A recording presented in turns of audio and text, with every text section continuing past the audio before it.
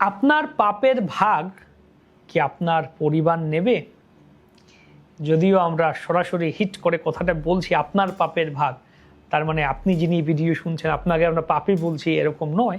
এই আলোচনা করছি আমরা যে কেউ, আমরা সবাইকে উদ্দেশ্য করছি, যেই পাপ করছে এই জগতে মনে করতে পারে আমি আমার পরিবারের জন্য করছি, আমার পরিবারকে ভরণ পোষণ করতে গিয়ে আমি যা ঠিক তাই মনে করে করছি, তো আমি বিশেষ করে নির্দিষ্ট কাউকে আমরা উল্লেখ করছি না, এখানে উদ্দেশ্য করছি না।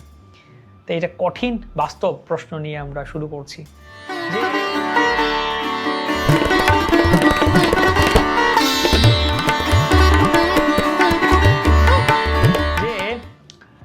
আপনি যদি আপনার পরিবারের জন্য অন্যায় কাজ করে থাকেন, পাপ কাজ করেন, তাহলে সেই পাপের ফলকে আপনার পরিবার আপনার সঙ্গে ভাগ করে নেবে? মানে অনেকেই মনে করি আমি তো নিজের জন্য করছি না, পরিবারের জন্য করছি, তাদের সুখের জন্য করছি। কিন্তু শাস্ত্র এই বিষয়ে কি বলছে? শাস্ত্রের একটি অত্যন্ত গভীর শ্লোক শুনুন। আহ দুঃখম মনুষ্যানাম মমতাকুল চেতসাম মহাপাপানি কৃত্বাপি পরিপুষ্যন্তি যত্নতঃ অর্জিতম চ ধনম সর্বম ভুঞ্জতে বান্ধবা সদা স্বয়মেকতমো মূঢ়স্তৎ পাপ ফলমশ্নুতে। এটি বৃহৎ নারদীয় পুরাণের শ্লোক, যেখানে বলা হচ্ছে যে মানুষ কত দুঃখজনক অবস্থায় থাকে, সে নিজের পরিবার ও আত্মীয়দের প্রতি অতিরিক্ত আসক্ত হয়ে তাদের জন্য মহাপাপ পর্যন্ত করে ফেলে, কঠোর পরিশ্রম করে তাদের ভরণ পোষণ করে পরিবার সেই উপার্জিত সম্পদ ভোগ করে, কিন্তু সেই পাপের ফল একমাত্র সেই ব্যক্তিকেই ভোগ করতে হয়। আমরা সারা জীবন কি করি? আমরা বলি পরিবারের জন্য, সন্তানের জন্য, স্ত্রীর জন্য, মাতা পিতার জন্য, কিন্তু সেই জন্য যদি আমরা অন্যায় করি, প্রতারণা করি, অন্যের অধিকার কেড়ে নেই, তাহলে সেই পাপের ফল কে ভোগ করবে? শাস্ত্র বলছে আপনি একাই।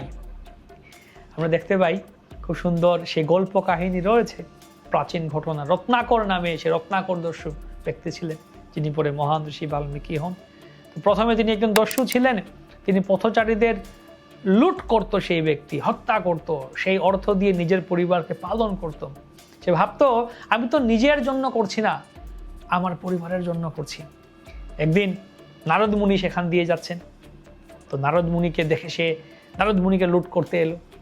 নারদ তাকে প্রশ্ন করলেন, তুমি যে পাপ করছো, তুমি কি নিশ্চিত যে তোমার এই পরিবার, বা তুমি পাপ কেন করছো? তো বলছে আমি পরিবারের জন্য করছি। তুমি কি নিশ্চিত তোমার পরিবার সেই পাপের ফল তোমার সঙ্গে ভাগ করে নেবে? রত্নাকর আত্মবিশ্বাসের সঙ্গে বলল যে অবশ্যই নেবে, কেন নেবে না, আমি তো তাদের জন্যই করছি। তখন নারদ মুনি বললেন যাও তাদের কাছে গিয়ে জিজ্ঞেস করো। তো রত্নাকর বাড়ি গিয়ে একে একে সবার কাছে জিজ্ঞেস করলো, আচ্ছা আমি যে পাপ করছি, তোমাদের জন্য উপার্জন করছি, তোমরা কি সেই পাপের ফল আমার সঙ্গে ভাগ করে নেবে? বাবা আমাকে জিজ্ঞেস করলো, না করলেন। স্ত্রীকে জিজ্ঞেস করলো, না করলেন। সন্তানকে জিজ্ঞেস করলো, না করলেন। সবাই এক বাক্যে বললেন, না, আমরা শুধু তোমার আনা সম্পদটাই ভোগ করি, এটা তোমার কর্তব্য আমাদের ভরণ পোষণ করা। তো তুমি কিভাবে আনো সেটা তোমার, সেই পাপের ফলটা তোমার উপর বর্তাবে, আমাদের উপর নয়। সেই পাপ ফল তুমি নিজেই ভোগ করবে। এই উত্তর শুনে রত্নাকরের চেতনা জেগে উঠল। সে বুঝতে পারলো যে এতদিন সে ভুল পথে ছিল। তারপর সেই ব্যক্তি ফিরে এসে নারদ মুনির শরণ নিল এবং তপস্যা শুরু করে তিনি হয়ে গেলেন মহান ঋষি বাল্মীকি। এটি আমাদের শিক্ষা দিচ্ছে যে আমরা যাই করি তার ফল আমাদেরকেই ভোগ করতে হয়। পরিবার, বন্ধু, আত্মীয় কেউ সেই পাপের ফল ভোগ করে বা ভাগ করে নেয় না।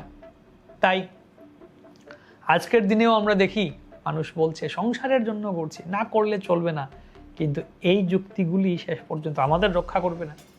কারণ কর্মফল অত্যন্ত নিরপেক্ষ, আপনি যাই করবেন তার ফল আপনাকেই ভোগ করতে হবে। তাই আমাদের ভাবতে হবে আমরা কেমন জীবনযাপন করছি, আমরা কি সত্যের পথে আছি, ন্যায়ের পথে আছি, নাকি সাময়িক লাভের পথে, অন্যায়ের পথে আছি। পরিবারকে ভালোবাসা ভুল নয়, তাদের কাজ করা ভুল নয়, তাদের জন্য কাজ করা, কিন্তু সেই ভালোবাসা যদি আমাদের অন্যায় পথে নিয়ে যায় তাহলে সেটাই হচ্ছে বিপদ। প্রকৃত ভালোবাসা হলো পরিবারকে সৎ পথে রাখা, ধর্মের পথে এগিয়ে নিয়ে যাওয়া। যদি আমি পাপ করে পরিবারকে প্রতিপালন করি তাহলে আমি তাদের প্রকৃত উপকার করছি না, বরং নিজের ও তাদের ভবিষ্যৎকে বিপদের দিকে ঠেলে দিচ্ছি। তাই শাস্ত্রই নির্দেশ দিচ্ছে আমাদেরকে আমরা কোথায় দাঁড়িয়ে আছি বুঝতে হবে আমাদেরকে। আমরা কি ভুল পথে চলছি নাকি সঠিক পথে ফিরে আসার চেষ্টা করছি।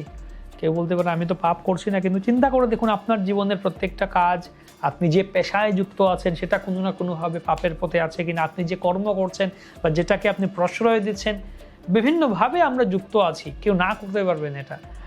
পাপের ডেফিনেশন যদি বিচার করি, আমাদের প্রাত্যহিক দৈনন্দিন জীবনে কোনো না কোনোভাবে পাপের সাথে যুক্ত আছি আমরা, জগৎটা পাপময় হয়ে উঠেছে।